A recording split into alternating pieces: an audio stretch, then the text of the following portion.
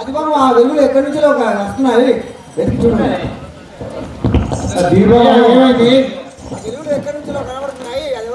అక్కడేదో దీపం కనబడుతున్నది అడవులలో. అదేదో చూసాడు మళ్ళీ మాకు అడవిలో భయం అవుతుంది.